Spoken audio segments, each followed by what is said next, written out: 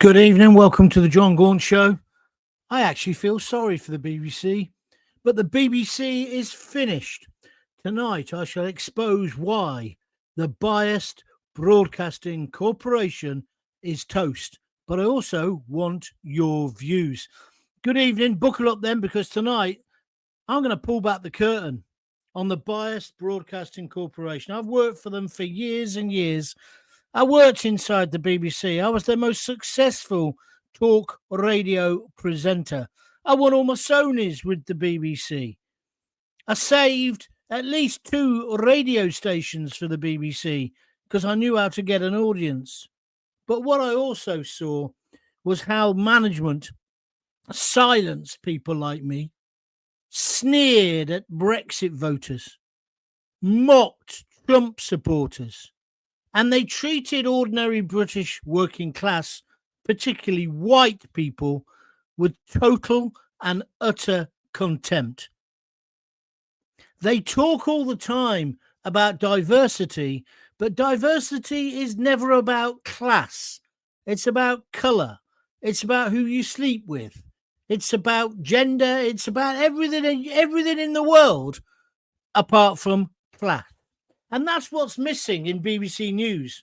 More working class people. So they don't even know that they're institutionally biased.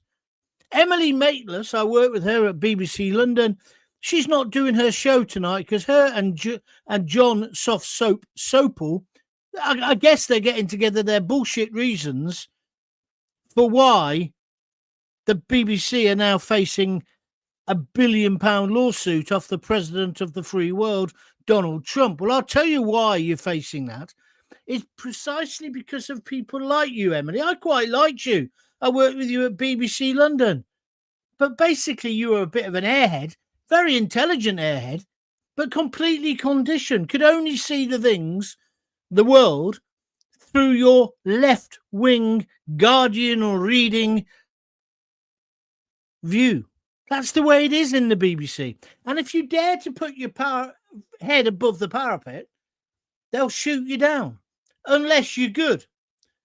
When I started in the BBC, in Coventry, BBC Coventry and Warwickshire, I was dead pleased, dead chuffed that I'd actually got the chance, the opportunity to work there. And then I did it. And basically, the guy who discovered me was a guy called Andy Wright. And he was a typical BBC manager of the time. He really cared. And what he cared about most was the truth. And he told me, only ever say what you really feel. Only ever tell your truth, John. Then let other people tell theirs. Then we get balance. Well, that seems to me a very logical way of looking at it. Of course, he got booted out of the BBC. They closed down Coventry and Warwickshire Radio, even though we were beginning to turn it around. I went off to Birmingham and to Luton, and the rest is history. But then, because I was popular with the audience, they would call it populist, because I talked about the things that ordinary, mainly, I guess, white working class people were talking about. Can they get a doctor?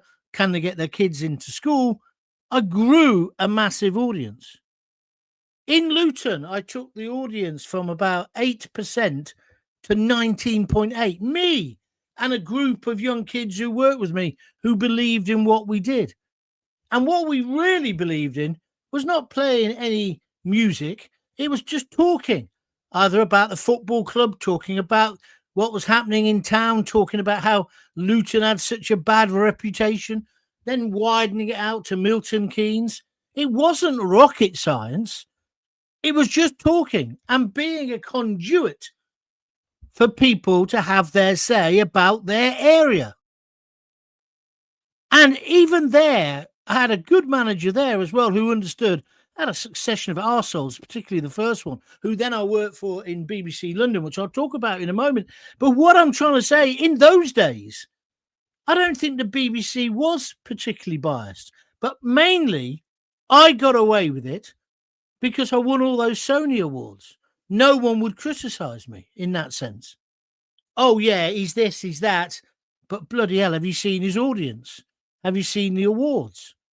Because other people who tried to do a similar act, they were discarded. It made me realise that the BBC fundamentally changed. As my career went on, I guess people would say got more successful, I ended up in BBC London. And I saved that radio station as well. That was dying on its arse. It was useless. And I just did the same thing. I talked about ordinary things and ordinary people, lost my rag, did the same sort of stuff. And then 7/7 happened. And then 9/11. And when 7/7 happened, ever since then, anytime I mentioned the word Muslim or Islam or terrorism, I'd look up from my microphone and through the window, because you know you had these soundproof windows, all you saw in the control room was management, all bricking themselves. What's he going to say next? Because do you know what they'd done in their groupthink? They'd thought, oh yeah, Gaunt is really good, but he's a racist. He's far right. They wouldn't have called it far right in those days. They'd have called it fascist, probably. But they had to have me because I was the one who could get an audience, and they wouldn't know the audience if it mugged them. And that made me sick. I actually despised them. I worked in London with some great people. The same thing happened with Danny Baker. Danny Baker can just do it. He does a totally different show to me. But in the end, they got rid of him just because they couldn't control it. Because what happened within the BBC, this groupthink, where they're all lefties, turned into they'd only want to employ people like that. And that's how we ended up with somebody thinking it's okay to splice up 2 bits of an interview with the president of the free world to make him look as if he was inciting a riot. He wasn't. And today, I can't believe how many of the left wingers are going, oh, yeah, but he's still a fascist. He's still this. Oh, that's all right then, is it? Just because you don't like somebody's politics or you have a view of him, it's okay to stitch him up, make him say something he didn't say. Well, let me just tell you, that isn't journalism. That's propaganda. And what makes it worse, it's propaganda paid for by the license fee, which if we don't pay the license fee, we go to prison. That is what they've done. And that is why the BBC now is dead and buried. They're desperately now trying to turn it into, oh, what they did was wrong, but this is a right-wing, far right probably, conspiracy to destroy the BBC. They're again rewriting the news, the history. It's lies. It's rubbish. One of the guys they're accusing of this is a guy called, what's his name? Gibb. I worked for him. He used to run BBC Politics. I did Question Time for him. I did the Politics show. Robbie Gibb, his name is. His brother is a Conservative MP. I really got on with him because he was into American jocks, talk jocks, like I was into. And he was one of the first people in that upper part of the BBC that I met who I thought, well, he's a bit like me. Because all the rest of them were knobs. Guardian reading, open-toed sandal, Brexit hating, tofu sandwich eating. Oh, let's go to Kefalonia and go skinny dipping. Jerks. That's what they were all like. All with the same mindset. And all of them, and this is the bit that's really telling, despising their audience. All of them. I worked on Radio 5.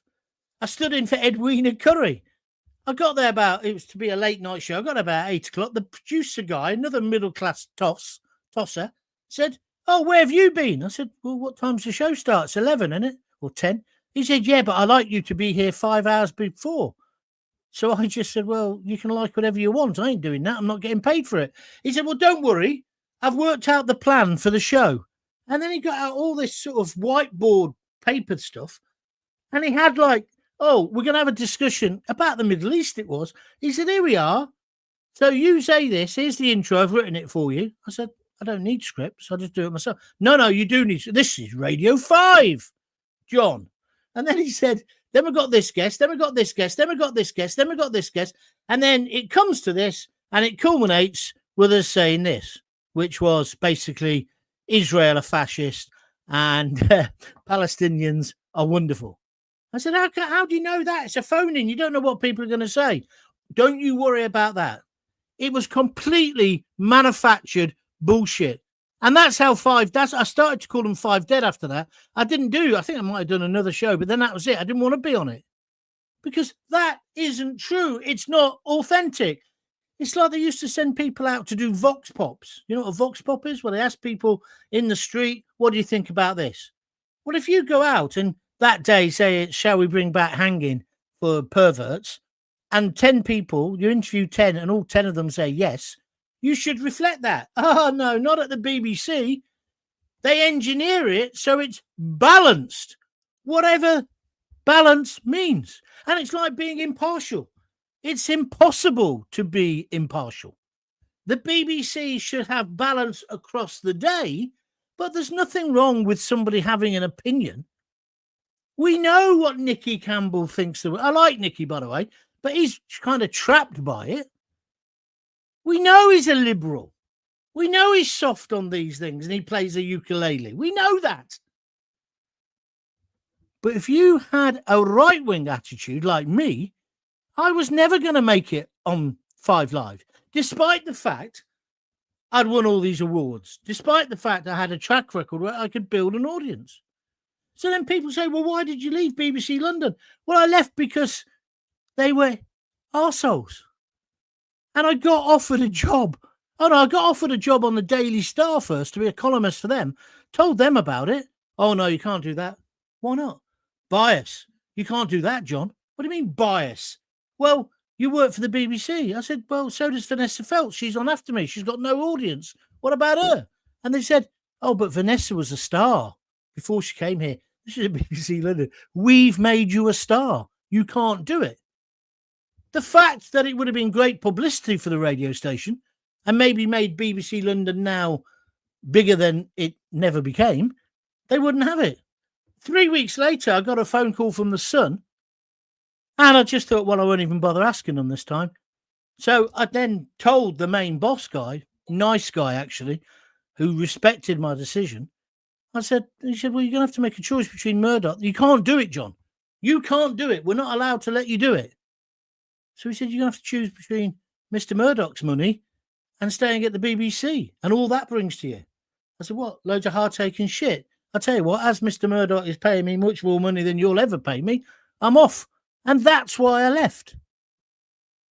And then, of course, they allow people like Gary Lineker to say whatever he likes because Gary Lineker is expressing left-wing views. And this is how it progresses to somebody thinking it's okay to stitch up the President of the United States. Look at that Sarah Smith, John Smith's daughter, the Washington White House woman. When she says Trump, she may as well be saying shit or C-U-N-T. She may as well. She spits it out. She hates it. Totally biased. I remember when Trump got elected for the second time, landslide victory, they all looked like, had faces like smacked arses. I almost expected them to bring out the black armbands. I started calling them biased Broadcasting Corporation way before this because it's a disgrace. We all have to pay it. So impartiality is almost impossible. Maybe we should take that away from them in the news. As long as people declare where they stand, people are intelligent enough to watch it. That's what I said to them about when I wrote, we're going to go on the Star or the Sun. I said, well, people will know this is me now writing what I think in a newspaper. And when I'm on the BBC, you've got rules. Well, that was more compromising than, for example, Gary Lineker. Or have I got news for you? Have I got news for you used to be really funny and used to have a go at everybody. I had the misfortune to watch one the other day, and it's just Trump bashing. A bit like Ben Elton, who went on about Mrs. Thatcher for 25 years, even after she was dead. It's not funny anymore. It's gone. But they get away with it because they all agree with it in their little Armani suits and white pumps. What do they look like? Idiots. This is why we now have match of the day and, women footballers. Oh, I'm sorry, play a different game. It's great. But don't you want a professional footballer who's a man? That's not sexist. Just logical.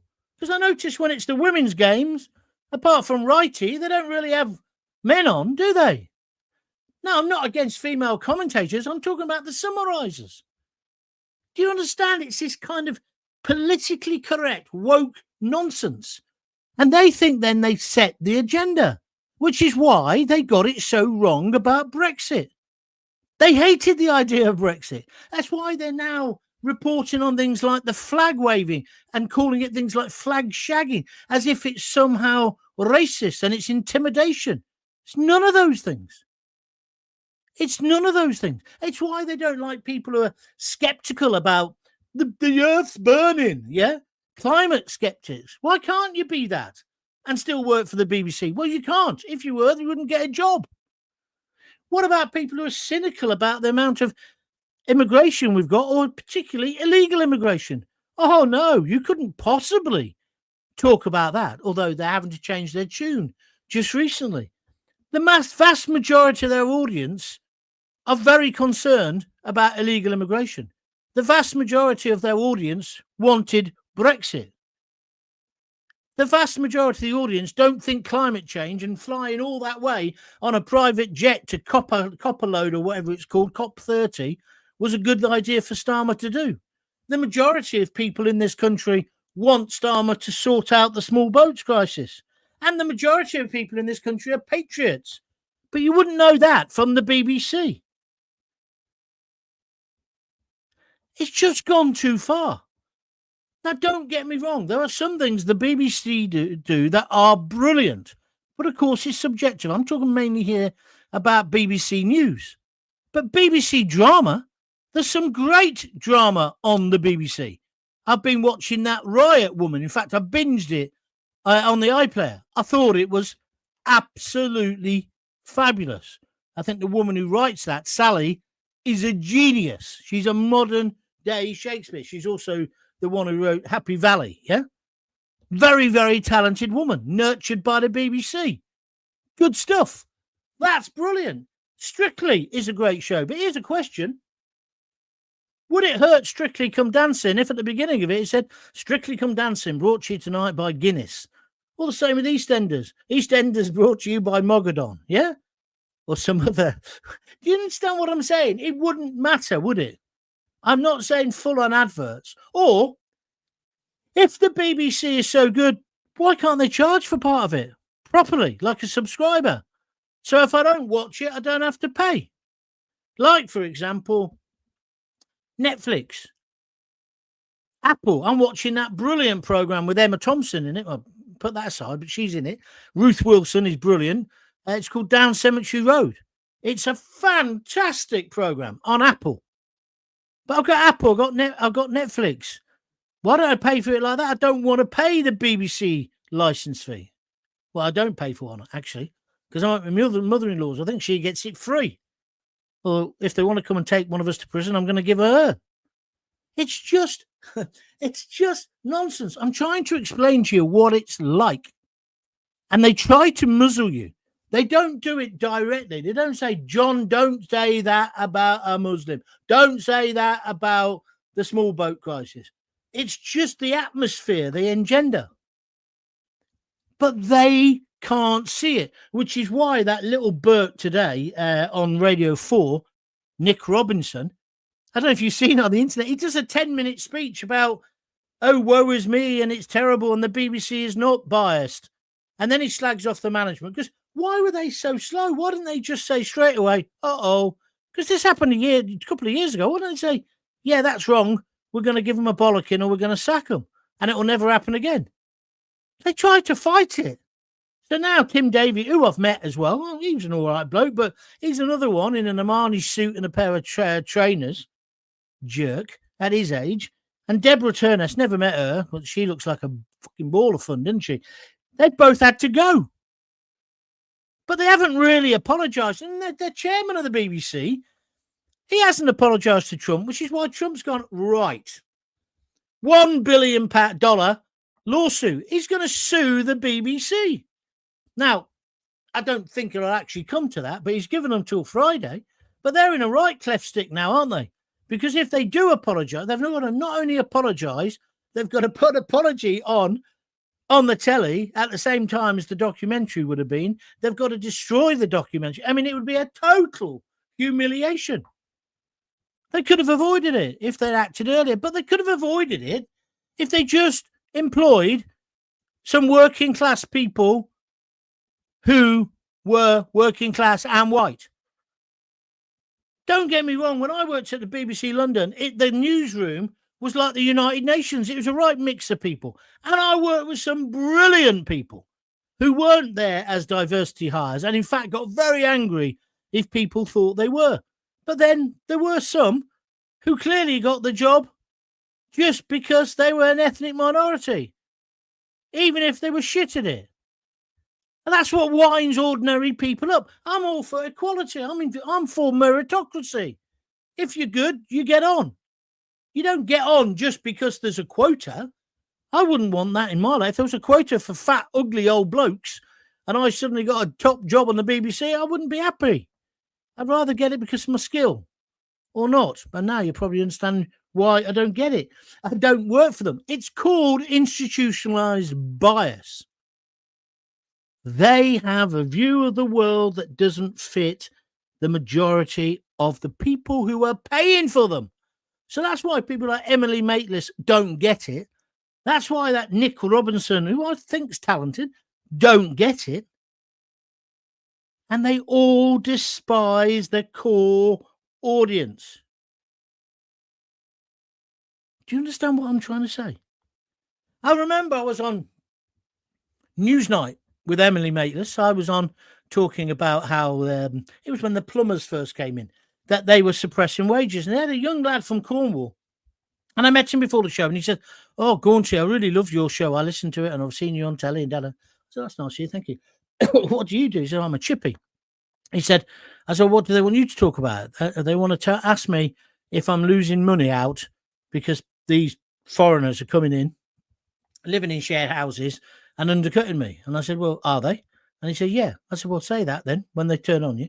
So they turned on him and asked him that question. And so he just told them his experience. His life experience was, this is happening. The producer must have screamed in Emily's ear, "He's being racist." He didn't say anything that was racist. He just stated his experience. But it didn't fit the narrative. I've told you this many times, how these shows work. They pre-interview you so they know what you're going to say. But at the BBC, it's worse than anywhere. So there isn't real debate. It's a lie. So the bias at the BBC, I'm telling you, is off the scale. They've now stitched themselves up completely. I'm sorry, the BBC's got to go. Let's get rid of the license fee. I used to support local radio, but I don't anymore, because if you listen to it now, they just want to be Radio 2 from 1954, playing shit records. BBC local radio should only ever be all talk, should be all about football, all about the local community. And if you don't live in Coventry, you come from Leicester, you shouldn't be able to understand it, and vice versa. But no, they've blanded it out. They've even now sharing shows. There is no need for the BBC. Their top shows, strictly, those programs would survive anyway. Their news programs, I'm sorry, you can't trust them. They tried to stitch up the leader of the free world. The BBC is done. The BBC newsroom is finished. Sack the lot of them. It's a shame for them, but they've lived high on the hog for long enough. We don't need the BBC. We do need some of their great programs, but I'm sure independent producers will come in and start making them. There could be a fund to help subsidize some of that stuff. And this is always the best one. They all say, oh, yeah, privatised Radio 1, privatised Radio 2. No. Yes, but let's also privatise Radio 4. All those knobs. Oh, I couldn't live without the Today programme. I couldn't live without listening to a minister at 8:10. Oh, I couldn't live without... Pay for it. You can afford it more than any of the rest of the audience. So the BBC, dead and buried, hoisted by their own petard, hoisted by their own political correctness, hoisted by their own wokeness. I don't shed a single flipping tear for them. I really don't. They treat people abysmally, particularly their audience. They are not employing people on an equal basis. I'm telling you, they're corrupt to the core. And it's like a mafia, you know, like in the mafia, there's that's a word for it, isn't there? Where they basically will never tell the secrets of the mafia. It's the same with the BBC. The same. I got a real friend. In fact, I got him his break in local radio. He now works on local telly. I won't say where because I don't want to embarrass him. But I had a conversation with him about the illegal migrants, and excuse me, he's just a normal fella, really. He's done all right, but he's a normal fella. He's not a journalist, although he's called a journalist now. And he came out with all this tripe. And I said, did they teach you that at the school? Did you go off for re-education? Because he didn't believe all this bullshit he was coming out with. But that's what the BBC do. I shed no tears. What about you? Let's go to your comments. Blimey, that was a long intro. I do apologise. 26 minutes, 29 people are loving it. Thank you very much indeed. Press the like button, share it. Gary Martin, it says here, has just reposted the stream. That's good of you, Gary. Emma Barrow says, hello, John, I'm here. Hello, Emma. Thank you. Tell all your friends about it. I'm coming to your comments any second now, but I do want your views. Do you think I'm being too harsh? I'll tell you more tales if you want as the show progresses. If you like what I do, please donate. Don't forget, I'm not like the BBC. I haven't got a license fee to fall back on. So if you like what I'm doing, please press the little $sign on this video and donate some cash, or go to www.buymeacoffee.com/Jon Gaunt and donate a $5 or more. Thank you for everybody who has donated. Right, let's get discussing this. Guardian is no good to read, nor is The Independent when it's owned by the son of a Russian oligarch. Well, the Guardian is a charity, which is going bankrupt. The Scotchers. There is no free media, only podcasters such as yourself. At least you're honest about your views. Thank you, Jake. You can write my publicity. That's exactly my point. When you tune into Gaunty, you know where I stand, because I basically say it in the first line. I have never, ever, ever been devil's advocate. I've done every TV show you can think of, but I've never said anything I don't believe, and I don't care whether you listen to a bit of what I do and don't like it. I've had loads of people say I'm never going to listen again. 5 minutes later, they're joining in again because they're now agreeing with something I've said. Remember what I keep telling you about TV debate shows and talk radio, the genre, not an individual station. It's all a con trick. They've all been told what to say. There are a few notable exceptions. There we are. At least you're not bitter. We don't like him because he's a rapist. What are you on about? Oh, you're having a go at me, are you, James Quinn? So you're having a go at me saying I'm not bitter? No, James, what I was doing there, but you're maybe not intelligent enough to understand. I was telling you my life experience. You don't have to agree. And I'm not bitter, my friend. I'm not bitter at all. And when it goes to we don't like him because he's a rapist, Donald Trump is not a rapist. You should be very careful. You'll end up with a defamation case. He has not been found guilty of rape in a criminal court. You're a typical example of somebody who watches too much of the BBC. Go and wash your mouth out. Niven Casey, 9210. Hi, John. The BBC is just another example of the outcome of the long march through the institutions. Yeah, you're right. For BBC Verify, read BBC Very Iffy. Absolutely true. BBC Verify, 62 employees for that organisation. I was saying today on Twitter, can anyone verify if BBC Verify has been closed down? Because they come on, don't they, with their holier-than-thou attitude to say, oh, well, this story on such and such, it's rubbish. Let me tell you why.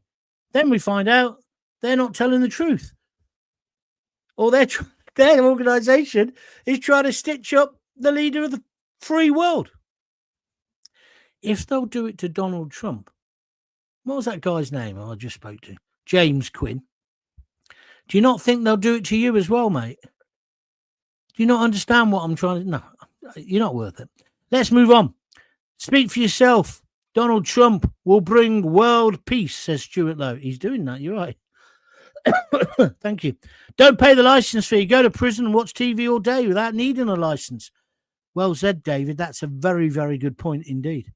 It's ludicrous. But a license in this day and age, how mad is that? How mad is that?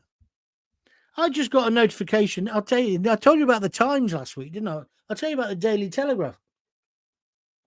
They sent me a notification saying my monthly fee was going to go up to 24 quid. I thought, no, it isn't. So I rang them up. I got it for £2 something. Can't remember exactly how much.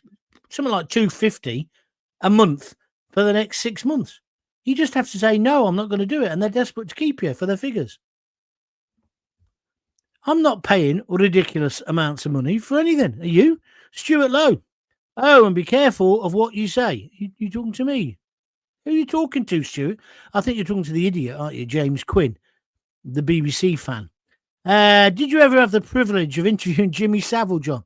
No. I was going to say no straight away then. But I think I might have done him once, excuse the language, down the line for children in need. I think. I can't quite remember. What I do know is most people in the BBC knew he was a nonce. And so all of that bullshit they came out with afterwards was just rubbish. Just like they all knew Stuart Hall loved exposing himself in Manchester. Well, we didn't know anything about it. Crooked. The whole thing. And it's the BBC who should have really revealed about the rape gang, shouldn't they? That should be the BBC. But it's that young lad, Charlie Peters, who's done most of the work on GB News. What a cracking journalist he is. What about Trump turning around and saying, you should all watch GB News? Bloody hell, I wish I had shares in it. Let's move on. I used to listen to you on 3CR. I was obsessed with your show, says Jackie Ward, because it was engaging and callers could state their truth and you stated yours. I followed you to BBC London and I heard the best show I've ever heard on the radio on 7/7. That's kind of you. Proper reporting and only the truth. Now the BBC is so biased and woke, all the quality reporting is fast disappearing because it can't be trusted. I now resent paying for the license. Jackie, kind words and very important words. Thank you very much indeed. That show on 7/7 on BBC London was a highlight of my career. Well, that and the Vauxhall closure when I was at 3CR. I've got to say, but both of those were teamwork. It wasn't just me.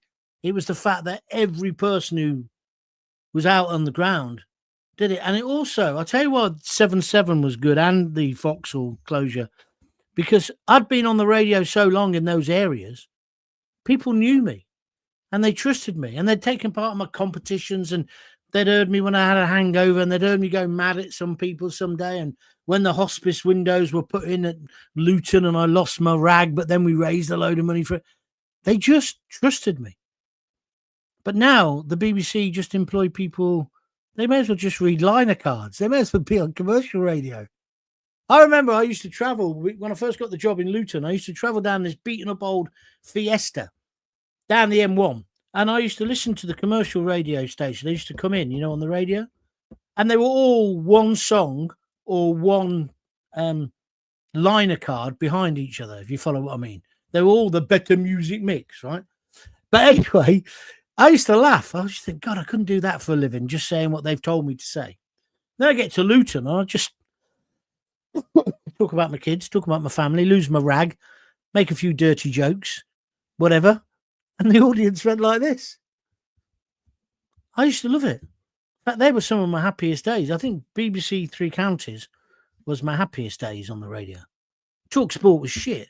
They're just surrounded by drunkards, basically. But anyway, that's a different word. Good evening, by the way, says Den Spinks. Thank you, Den. John, I'm so sorry, but I will not agree with you on women's football. They have wanted to prove themselves more and more and have put in more effort. My daughter loves footy and loved watching the finals at the pub. Jake, you've not heard what I said, you idiot. I said I've already admitted and apologised for slagging off women's football. I enjoyed it just recently. But I'm sorry, I don't want a woman footballer summarising men's football, just like they don't want a man. I'm sorry. No, that's wrong. I don't mind the commentator being a woman because, of course, they could just be as skillful as a man. That's broadcasting. But telling me about the secrets, I'd much rather listen to Wayne Rooney than to one of those women. Although I've also got to say something else. One of the women that used to really get on my tits was that Karen woman. You know the one I'm talking about? Then she was on Strictly, and she's coming over as a really nice person. So I've had to take back what I think about her. But I still don't want her on men's football. And I think I should be allowed to say that. I don't think that's a criminal offence. Is it, Jake? You little liberal. Next one. The trouble with the licence fee is it's not just for the BBC. It's for watching any live TV. Unbelievable. They try and get you anyway. Anyway, I don't pay it. Thank you for your comments, Denise. You're right. It is for actually watching live TV. If you never watch live TV, you don't want one. Oh, here, this is a great one. George Slorwick. Just another angry old man. Says George on Facebook. You don't look like a fucking spring chicken to me, mate, either. So I think you should be a little bit careful what you're saying. I've still got all my hair, have you? But thank you for your comments. Not forgetting EastEnders, John. Looks like it's going to change anyway, with Sky wanting to take some of ITV. Yeah, well, that will change the broadcasting landscape. Yeah, they want to buy ITV, don't they? You have indeed. I think I was on an Emmerdale episode as an extra you helped write. I didn't help write it. You wrote my own episode, Jake. Are you just trying to wind me up tonight? Thank you very much indeed for your comments. Why has no one donated? Is it no good? Is it no good? Do you not think this is worth a fiver of your money? Press the little $sign if you'd like to help out Gaunty and keep independent broadcasting live, or just go to www.buymeacoffee.com/Jon Gaunt. Let's take some more. Tony Hodkinson.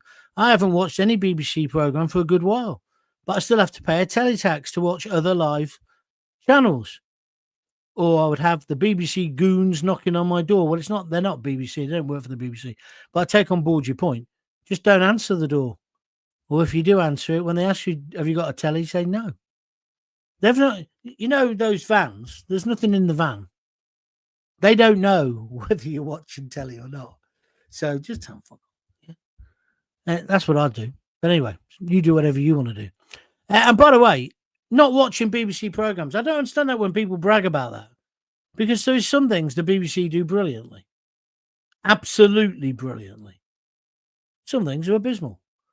But the dramas are great. But now we've got Amazon, we've got Prime, we've got Apple, Netflix. You can watch, and when we used to all say, American telly's crap.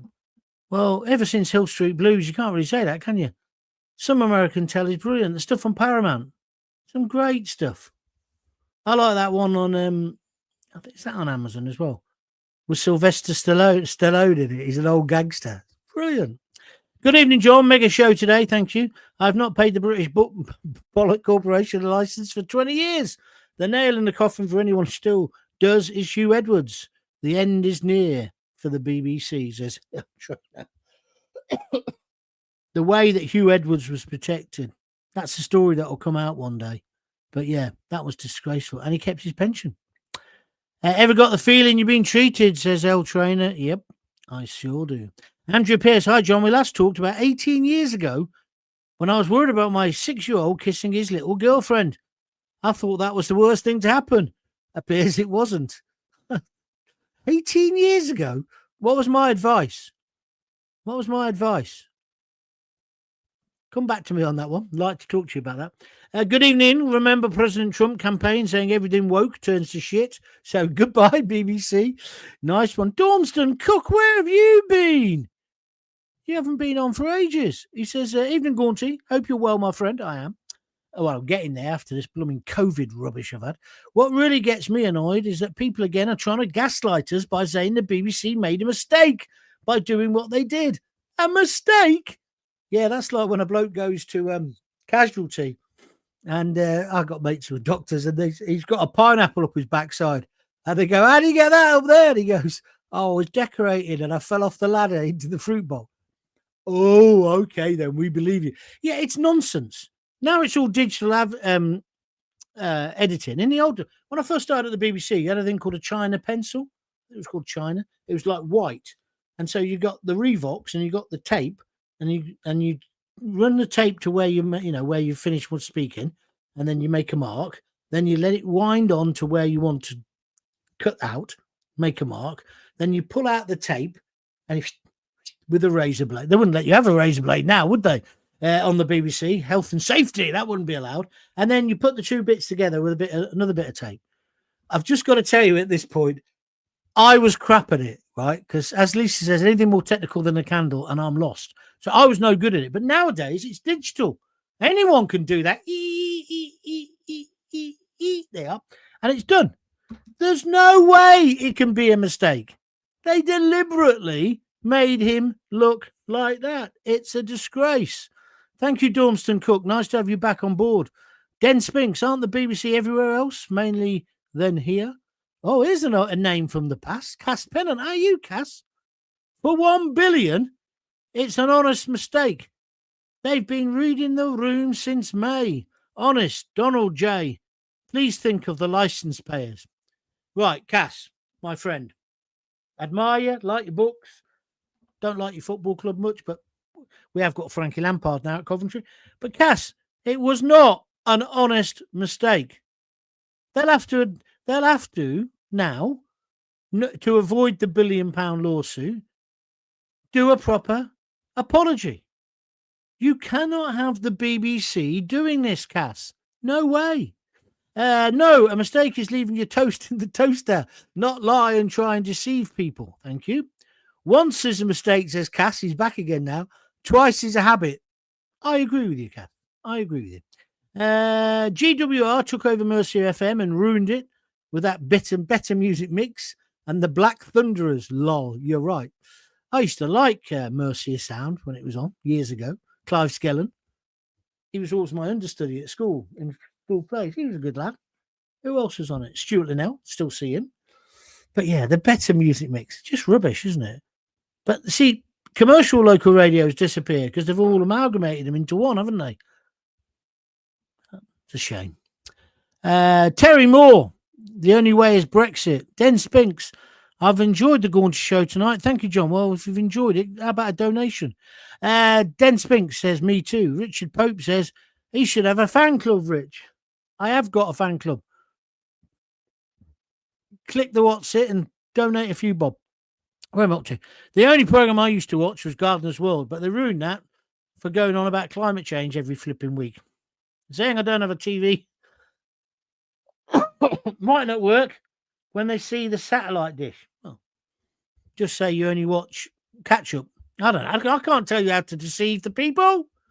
Talking about Gardener's World, I'm a convert to that. My wife loves it. And so I've started having to watch it. Because on a Friday, I go out early doors, but I'm normally back by the time that's on. So I can either have an argument or I can just sit there. Just, that gentle piss where you just gently mellow. You know the feeling? And so I've got into Gardener's World. I quite like it. Anyway. And Monty Don is a broadcasting genius. There is no two ways about it. So that's it. Right, well, I'm done. I've told you what I think. The BBC. Oh, Dornston Cook. Look at that. A late arrival. He's donated $9.99 or a tenner. Super sticker on YouTube by clicking that thing. Really, really appreciate that. Thank you, my friend. Where was I up to anyway? I was going to tell you something else a minute ago. Oh, Dornston Cook's now saying, have a beer, Gaunty. Well, I might have a throat lozenge. So, where was I up to? Yeah, I'm not going to lose sleep about the BBC. They brought this on themselves. We need to restructure it. My simple thing would be this. I'd privatise the radio stations. Radio 1, Radio 2, Radio 4. Simple. Radio 5, we don't need that. We've got TalkSport and they're much better at it. So Radio 5, bye. BBC Local Radio, that's gone to crap now. So bye. Where else? What else is there? BBC One, the popular TV shows can be sponsored. Take that kind of thing. Or they could be a subscription. Or a mixture, maybe. So you say, yeah, well, see, I wouldn't object having to pay £4 a week for the BBC for parts of it. But why should I have to pay for all of it? It's rubbish. And I'm not going to pay for a bunch of knobs to lie to me. And that's the main problem they've got now. No one will ever trust their news again. I was at that stage anyway, because I've seen the way they do it. Like Question Time. That's not reflective of what the world thinks, is it? And the best thing about all this is, I don't know if you watched that Matthew Stadlen guy. He's a lefty.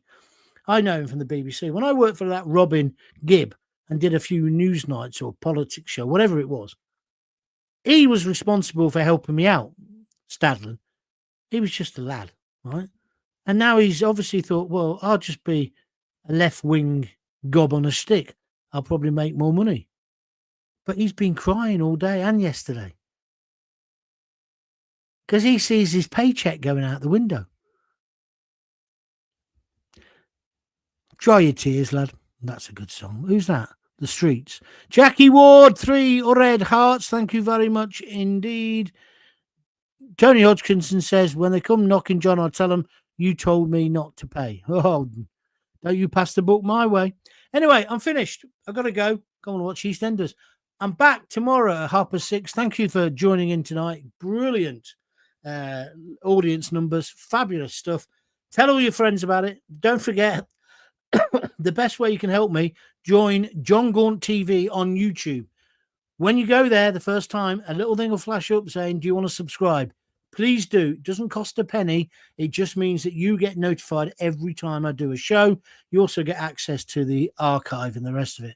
If you do want to financially support me, click the $sign and give me a super sticker or a sticker for any amount that you fancy on YouTube, or alternatively, go to www.buymeacoffee.com/Jon Gaunt.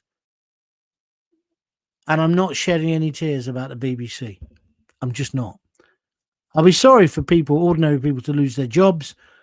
Not nice. But hey, try and reinvent yourself. Maybe you could set up a show.